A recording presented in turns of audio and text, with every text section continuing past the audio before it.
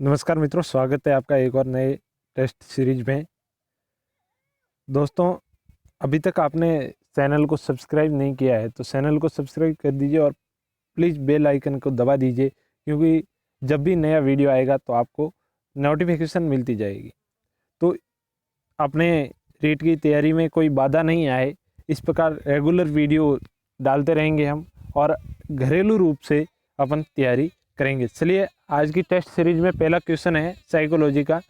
किस अवस्था में आते आते बालक की संवेगात्मक में सामाजिकता का भाव आ जाता है? किस अवस्था में आते आते बालक में संवेगात्मक में सामाजिकता का भाव आ जाता है? सामाजिकता का भाव उत्पन्न कब होता है? तो जल्दी से बताइए। किशोरावस्था में या शैशवावस्था में, बाल्य अवस्था में या उत्तर किशोरावस्था में? देखिए, शैशवावस्था में तो सामाजिकता का भाव बिल्कुल नहीं आता है।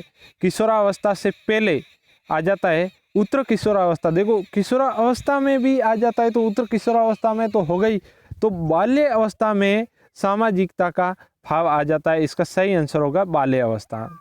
चलिए अगले क्वेश्चन की ओर। शैशवावस्था का काल क्या है? शैशवावस्था क्या है? कब से कब तक है? जन्म से 4 साल तक, जन्म से 5 साल तक, जन्म से 7 साल तक, या फिर इनमें से कोई नहीं? तो इनका सही आंसर क्या होगा? इनका सही आंसर हो जाएगा जन्म से 5 साल। जन्म से 5 साल तक जो काल होता है वो शैशवावस्था होता है। सामान्य 6 से 12 वर्ष तक वो बाल्यकाल माना जाता है और 13 से लगभग 19 वर्ष तक वो किशोरावस्था मानी जाती है। चलिए अगले क्वेश्चन की ओर। जिस स्तर पर सामाजिक मान्यता प्राप्त करने के लिए संघर्ष उत्पन्न होता है? देखो, कौन सी अवस्था में सामाजिक मान्यता प्राप्त करने के लिए संघर्ष उत्पन्न होता है? बाल्यावस्था में, किशोरावस्था में, शैशवावस्था में या फिर वृद्धावस्था में? कब होता है? देखो, सामाजिक मान्यता प्राप्त करने का जो संघर्ष प्रारंभ होता है वो होता है किशोरावस्था में। कब होता है? किशोरावस्था में। तो इसका सही आंसर हो जाएगा किशोरावस्था। चलिए अगले क्वेश्चन की ओर। किशोरावस्था की विशेषता का सर्वोत्तम रूप से व्यक्त करने वाला शब्द है? किशोरावस्था की विशेषता को सर्वोत्तम रूप से व्यक्त करने वाला शब्द है। देखो, किशोरावस्था की विशेषता को अपन एक शब्द में किस प्रकार बता सकते हैं? वो कौन सा शब्द है? तो इसका सही आंसर विकास, अस्थिरता, समायोजन या फिर परिवर्तन। देखो, किशोरावस्था में समायोजन सही ढंग से कर पाता है। बालक किशोरावस्था में अपना खुद का समायोजन कर लेता है, तो समायोजन इसका सर्वोत्तम जो रूप है। देखो, बालक की अभिवृद्धि और विकास को प्रभावित करने वाले कारकों में से नहीं है। बालक की अभिवृद्धि और विकास को प्रभावित करने वाले कारकों में से नहीं है। वंशानुक्रम, पर्यावरण, वंशानुक्रम, पर्यावरण, मृत्यु या बुद्धि? वंशानुक्रम, पर्यावरण, मृत्यु और बुद्धि। इनमें देखो, अभिवृद्धि और विकास को वंशानुक्रम प्रभावित करता है, पर्यावरण भी करता है, वातावरण, पर्यावरण वही, बुद्धि भी प्रभावित करती है, लेकिन मृत्यु से इनका कोई संबंध नहीं। तो इनका सही आंसर हो जाएगा मृत्यु। चलिए अगले क्वेश्चन की ओर। किस मत के अनुयायियों का कथन है कि विकास की क्रिया का प्रारंभ सिर से होता है? कौन से मत के अनुयायियों का कथन है कि की क्रिया का प्रारंभ कहाँ से होता है? सिर से होता है। तो मस्त बोध यानी मुखी सिद्धांत के अनुसार, या फिर विकास की प्रक्रिया के समान प्रतिमात सिद्धांत के अनुसार, या सामान्य से विशिष्ट सिद्धांत की सामान्य से विशिष्ट की और सिद्धांत के अनुसार, या फिर संगठित प्रक्रिया के अनुसार? किस मत के अनुयायियों के द्वारा विकास की क्रिया का प्रारंभ सिर से होता है? तो इसका सही आंसर सीधा सीधा पता चल रहा है मुखी सिद्धांत। मुखी सिद्धांत वाले बताते हैं कि शरीर का विकास होता है वो सिर से होना प्रारंभ होता है। चलिए अगले क्वेश्चन की ओर। अगला क्वेश्चन है, मानव विकास जिन 2 कारकों पर निर्भर करता है वो कौन से कारक है? मानव विकास किन 2 कारकों पर निर्भर करता है? सामाजिक और राजनीतिक पर, जैविक और सामाजिक पर, या सामाजिक और आर्थिक पर, या जैविक और आर्थिक पर? देखो, आर्थिक का मानव विकास से, हाँ, ये एक बाह्य प्रेरक जरूर है, लेकिन इनका जो विकास इन कारकों पर निर्भर नहीं रहता है, राजनीतिक पर भी नहीं रहता है। तो जैविक और सामाजिक, इसका सही आंसर क्या हो जाएगा? जैविक और सामाजिक। चलिए अगले क्वेश्चन की ओर। बालक का सर्वांगीण विकास उसके किस विकास पर अधिक अवलंबित है? बालक का सर्वांगीण विकास उसके किस विकास पर सर्वाधिक अवलंबित है? देखिए बालक का जो विकास सर्वांगीण विकास होता है वो किसके ऊपर निर्भर है, अवलंबित है?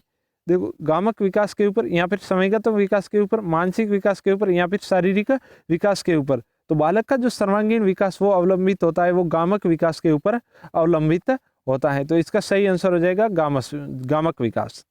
चलिए अगले क्वेश्चन की ओर। जन्म के समय बालक का भार होता है, जन्म के समय बालक का भार कितना होता है? 10 से 11 पाउंड या फिर 5 से 8 पाउंड या फिर 2 पाउंड या 3 पाउंड। जन्म के समय बालक का भार कितना होता है? तो इसका सही आंसर क्या हो जाएगा? 5 से 8 पाउंड। 5 से 8 पाउंड के बीच में बालक का जन्म के समय भार होता है। तो ये सीधा सीधा फैक्ट का क्वेश्चन है। बालक बालिकाओं की काम प्रवृत्ति किस अवस्था में सुप्त हो जाती है? बालक बालिकाओं की काम प्रवृत्ति किस अवस्था में सुप्त हो जाती है? देखिए अपने को पता है कि शेषवा अवस्था में काम प्रवृत्ति बिल्कुल होती है, वो अपने अंगों को सूकर काम भावना को शांत करता है। देखो गूढ़ अवस्था में भी होती है, किशोरावस्था में तो बिल्कुल प्रबल होती है काम अवस्था। तो कहते हैं कि बाल्य अवस्था में ये काम और प्रवृत्ति जो है वो बिल्कुल सुप्त हो जाती है। इस अवस्था में बालक समलैंगिकों से प्यार करना आरंभ करता है, न कि विपरीत लैंगिकों से, विपरीत लिंग वाले से नफरत करता है। तो काम प्रवृत्ति की जो भावना उत्पन्न जो सुप्त हो जाती है बाल्यकाल में। चलिए अगले क्वेश्चन की। और प्रत्येक जीव जंतु अपनी जाति के अनुसार विकास करेगा, ये कौन सा नियम है? प्रत्येक जीव जंतु अपनी जाति के अनुसार विकास करेगा, ये कौन सा नियम बताता है? एकीकरण का नियम, निरंतरता का नियम या फिर सम्मान प्रतिमान का नियम या फिर ये सभी? इनका सही आंसर क्या हो जाएगा? देखो प्रत्येक जीव जंतु अपनी जाति के अनुसार विकास करेगा, अपनी ही जाति से, मतलब समान जाति से समान प्रतिमान, थॉमसन के अनुसार समान प्रतिमान। तो ये समान प्रतिमान के नियम के अनुसार ये अपनी ही जाति के अनुसार विकास करेगा। निम्न में से कौन सी विशेषता बाल्यकाल की नहीं है? निम्न में से कौन सी विशेषता बाल्यकाल की नहीं है? सृजनात्मकता का विकास, सामाजिकता व सहयोग का विकास, सामाजिक हीन भावना का विकास या फिर नैतिकता का विकास। कौन सी विशेषता बाल्यकाल की नहीं है? तो देखो सृजनात्मकता का विकास है, सामाजिकता एवं सहयोग का विकास है, सामाजिक हीन भावना का विकास नहीं, ये नहीं है, नैतिकता का विकास है। तो इसका सही आंसर हो जाएगा सामाजिक हीन भावना का विकास। चलिए अगले क्वेश्चन की ओर। किस अवस्था में बालक भौतिक पदार्थों के संबंध में द्रव्यमान क्षेत्र में परिवर्तन को समझना शुरू करेगा? देखो किस अवस्था में बालक किसी वस्तु, कौन सी वस्तु बड़ी है, कौन सी छोटी है, किसमें कितना पानी, किसमें ज़्यादा है, किसमें कम है, ये किस अवस्था में पता लगाना प्रारंभ करेगा? शेष अवस्था में तो बिल्कुल नहीं कर सकता, पूर्व बाल्य अवस्था में भी नहीं कर सकता, बाल्य अवस्था में, उत्तर बाल्य अवस्था के जाते जाते लगभग बालक 10 या 11 वर्ष का होता है, 10 वर्ष के आसपास उसको ठीक ढंग से पता लगाना शुरू कर लेता है, द्रव्यमान क्षेत्र में परिवर्तन समझना शुरू कर लेता है।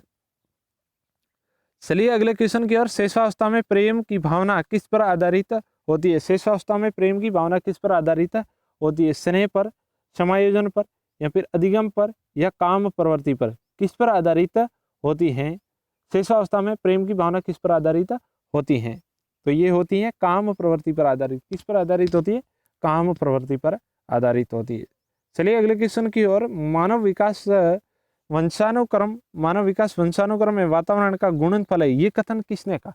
देखो मानव का विकास होता है वो वातावरण और वंशानुक्रम के मिलकर होता है। तो ये कथन किसने कहा था? ये सीधे सीधे फैक्ट ये किसने दिया था? वुडवर्थ ने कहा था कि मानव विकास है जो वातावरण और वंशानुक्रम का गुणनफल है।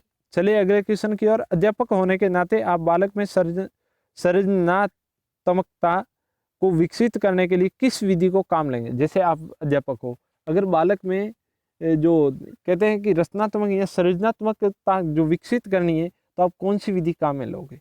सामाजिक अर्थ अभिव्यक्ति की विधि, खेल विधि या फिर मस्तिष्क उद्वेलन विधि या फिर ये सभी? देखो सामाजिक अभिव्यक्ति विधि से तो बालक को वो बहिर्मुखी बनाने में काम आती है, खेल विधि भी इसमें काम नहीं आती। सृजनात्मकता के लिए बालक के मस्तिष्क का उद्वेलन करना पड़ता है, तो मस्तिष्क उद्वेलन विधि काम में लेंगे। चलिए अगले क्वेश्चन की ओर। चिंतन प्रारंभ होने के लिए क्या आवश्यक है? चिंतन कब प्रारंभ होता है, चिंतन प्रारंभ होने के लिए क्या आवश्यक तत्व की जरूरत होती है, पूर्वानुभव की। बिल्कुल पूर्वानुभव की जरूरत नहीं होती है, भाषा की भी जरूरत नहीं होती है। तर्क तो चिंतन के बाद में तर्क देना आरंभ करते हैं। चिंतन तो ये बाद की अवस्था है। तो जब समस्या उत्पन्न होगी, समस्या उत्पन्न होने के बाद में चिंतन प्रारंभ होता है। तो चिंतन प्रारंभ होने के लिए क्या आवश्यक है, समस्या आवश्यक है। चलिए अगले क्वेश्चन की ओर। और अंतिम क्वेश्चन, तत्परता का नियम किसने दिया था? तत्परता का नियम किसने दिया था? पावलोव ने, एबिंगास ने, थॉर्नडाइक ने या फिर स्किनर ने? किसने दिया था तत्परता का नियम? किसने दिया था तत्परता का नियम? दिया था थॉर्नडाइक ने। किसने दिया? थॉर्नडाइक ने तत्परता का नियम दिया था, थॉर्नडाइक ने। तो आज की टेस्ट सीरीज यहीं खत्म करते हैं, मिलते हैं अगले वीडियो में। वीडियो पसंद आया तो शेयर जरूर करना, लाइक करना और दोस्तों के साथ शेयर जरूर से जरूर करना और चैनल को सब्सक्राइब करना। जय हिंद, वंदे मातरम।